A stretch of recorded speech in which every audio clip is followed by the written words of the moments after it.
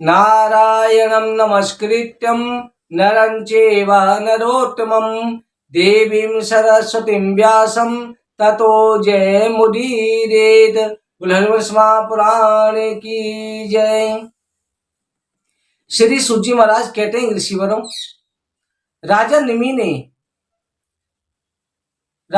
ने ऋषिवरों से जब पूछा तो वैशंपायन ऋषि कहते हैं, राजन, ऋषिवरों से पूछा कि संसार में भगवंत हरिप्रायो न भजंता मिवित्तमः शेषाम शांति कामना का विस्ताविजात्मनाम। संसार में जो प्राणी निरंतर विषय वासना में आसक्त है, मन का निग्रह नहीं कर पाते, चंचल प्रकृति के हैं, वो भगवान की प्राय पूजन भजन नहीं करते, ऐसे पुरुषों के अंत में क्या गति होती है। इस पर चमस ऋषि कहते हैं, राजन, आश्रमों सहित चारों वर्ण भगवान के द्वारा उत्पन्न हुए हैं। जो लोग परम पिता परमात्मा का भजन नहीं करते, वो वर्ण आश्रम से भ्रष्ट होकर अनेक नीच योनियों में, यानी कि पशु पक्षी कीड़े मकोड़े की योनि में चले जाते हैं, नरक तुल्य कष्ट भोगते हैं। जो कुसंग वश भगवान की कथा नाम कीर्तन से विमुख हैं, अज्ञानियों को राजाओं की ओर से शिक्षा मिलनी चाहिए, वो दंड के भागी होते हैं। कुछ ब्राह्मण क्षत्रिय वैसे ऐसे हैं जो संस्कार द्वारा भगवत भजन का अधिकार प्राप्त कर लेने पर भी वेद के 18 से मोहित होकर के कर्म कांड के चक्कर में फंसे रहते हैं। भगवान की कथा उन्हें स्वाति नहीं है। वो भक्तों को देख करके हंसी उड़ाते हैं, आवेश में आकर के भगवान को अंत संत बुरा भला कहते हैं।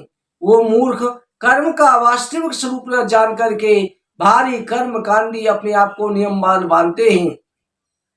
गृहस्थाश्रम में स्त्रियों की उपासना करके, यहाँ तक कि स्त्रियों के जाल में और स्त्री पुरुष के जाल में फंसे रह करके झूठे मनोरथ बांधते रहते हैं। वह अज्ञानी अन्न और दक्षिणा सहित यज्ञों का अनुष्ठान करके अपनी जीविका के लिए यज्ञ में पशुओं की बलि दिया करते हैं। उसे वेद मानते हैं। वेद के वास्तविक रहस्य का उन्हें ज्ञान ही नहीं होता। केवल दिखावा करते हैं कि हम बड़े भक्त हैं, हम बड़े ज्ञानी हैं, हम प्रपंच रचते हैं।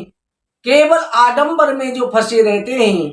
सर्व काल विद ब्रह्मा आत्मवेदा जगत सर्वतम ईश्वरो जीव कल्पा प्रवेश तो भगवान तिहि।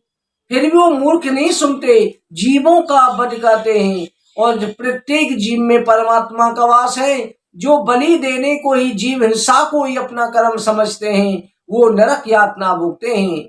संसार में मद्य मांस मैथुन का सेवन जो उन्हें अच्छा लगता है, और क्या कहा जाए, कारण विधि तो अत्यंत अप्राप्ति में होती है। मद्य मांस मैथुन आज में शहर प्रवृत्ता जो लोग अनेक प्रकार से बैठ जाते हैं, नियंत्रण के उद्देश्य से शास्त्र के नियम या परिसंख्या द्वारा इनमें कुछ संकोच न करके मैथुन कार्यों में विदित रहते हैं। इस प्रकार से मांस खाना, विषय भोग करना, मांस के द्वारा यज्ञ सेवन करना, इसके साथ में शरीर नाशवान को तृप्त करने के लिए अनेक प्रकार के कुकर्म करते हैं।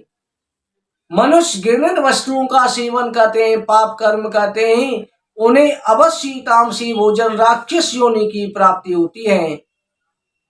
तामसी भोजनों का सेवन करके अपने और दूसरों का भी नाश करते हैं। जीव हिंसा करते हैं, उनका भी नाश करा, अपना भी नाश करा, अंत में पापात्मा घोर नरक यातना के शिकार होते हैं। वेद में जा मद्य मांस आदि का विधान मिलता है, उसका तात्पर्य है कि उसे समझने की चेष्टा करे। यदि घ्राण बच्चों विपसराया लोभिनम न हिंसा। मदरा का घ्राण भक्षण में तात्पर्य मुख से पान में नहीं। ऐसी प्रकार से जो प्राणी जीव हिंसा करते हैं, मृत्यु के बाद में यज्ञ के जो बलि दिए पशु हैं, उनका नरक में मांस नोच करके खाया करते हैं। वो तड़पते रहते हैं। थोड़े दिनों वहां मिथ्या सुख के लिए भगवान के विमुख होने के कारण उन्हें अनेक प्रकार की नरक यातना भोगनी पड़ती है। राजा निमि ने पूछा कि हे भगवान, चारों युगों में भगवान का स्वरूप, वर्ण, नाम और आकार कैसा रहता है, किस विधि से मनुष्य भगवान की पूजा करते हैं, हर युग में भगवान का कैसा स्वरूप रहता है। श्री करभजन ऋषि ने कहा, हे राजन, चारों युगों में भगवान का नाना वर्ण, नाना नाम, नाना आकार धारण करके व्यक्त होते हैं। विविध कर्मों के द्वारा उनका पूजन होता है।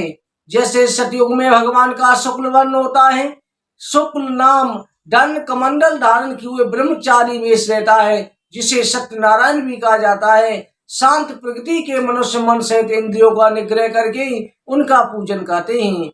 त्रेता युग में भगवान का रक्त वर्ण रहता है, विष्णु यज्ञ उनके नाम होते हैं, मनुष्य यज्ञों के द्वारा उनकी पूजा करते हैं। द्वापर में भगवान का श्याम वर्ण होता है, वासुदेव आदि नाम रहते हैं। उस समय मनुष्य वैदिक तांत्रिक विधियों के द्वारा उनका पूजन करते हैं। कलयुग में भगवान कृष्ण रूप से भक्तों के हृदय में व्यस्त रहते हैं। मनुष्य कीर्तन के द्वारा भगवान की कथा श्रवण करके भगवान का पूजन करते हैं। इसे सत्संग द्वारा, कीर्तन द्वारा संपूर्ण मनोरथ सिद्ध हो जाते हैं। गंगा पुण्य नदियों के सेवन मात्र से वासुदेव के भक्त बन जाते हैं। सतयुग आदि युगों में प्रजा कलयुग में अपना जन्म चाहती है। जो मनुष्य कलयुग की इतनी प्रधानता है और युगों में हजारों वर्ष तपस्या करने से जो फल प्राप्त होता था, कलयुग में केवल भगवान का कीर्तन करने से, भगवान की कथा श्रवण करने से प्राप्त हो जाता है। इसलिए अहंकार का त्याग करके जो प्राणी वसुदेव दृष्टि सभी में रखता है और जो अहंकार का त्याग करके भगवान के शरण में जाता है, देवता ऋषि पितर इन सभी का ऋणी नहीं रहता। उसके सारे अशुभ कर्म नष्ट हो जाते हैं, वो भगवान को ही प्राप्त हो जाता है। इसलिए राजन, तुम सर्वदा भगवान की शरण ग्रहण करो, फिर तुम्हें किसी प्रकार का भय नहीं होगा, ना ही कोई कर्तव्य विशेष रहेगा। यह महत्वपूर्ण प्रकरण कहना चाहिए। देवर्षि नारद ने कहा, हे वासुदेव, राजा निमि के इस प्रकार भगवतो धर्म का श्रवण करके 9 सिद्धेश्वर बड़े प्रसन्न हुए। 9 सिद्धेश्वरों का राजा निमि ने पूजन किया। राजा निमि से पूजन को करके सभी के देखते देखते तुरंत ध्यान हो गए। हे वासुदेव, तुम निश्चित समझो, पृथ्वी का भार उतारने के लिए तुम्हारे घर साक्षात भगवान ही पुत्र रूप में अवतीर्ण हुए हैं। अब तुम्हें चिंता की बात नहीं, वो साक्षात परम ब्रह्म है। तुम इन्हीं की सेवा करते रहो। तुम में इनके पुत्र स्नेह करके आत्मा को पवित्र कर लिया है, तुम्हारा जीवन धन्य है। तो आज की कथा कहीं पर विश्राम करते हैं। आगे की कथाओं में कुछ अध्यायों के अंदर ही हरिवंश पुराण का समापन होगा, जिसमें आप जो भगवान के स्वरूप का ज्ञान प्राप्त कर सकोगे। ये सभी संपूर्ण हरिवंश पुराणों का रहस्य चल रहा है। बोलो वृंदावन बिहारी लाल की जय, हरिवंश पुराण की जय। जय जय श्री राधे, जय जय श्री राधे, जय जय श्री राधे श्याम।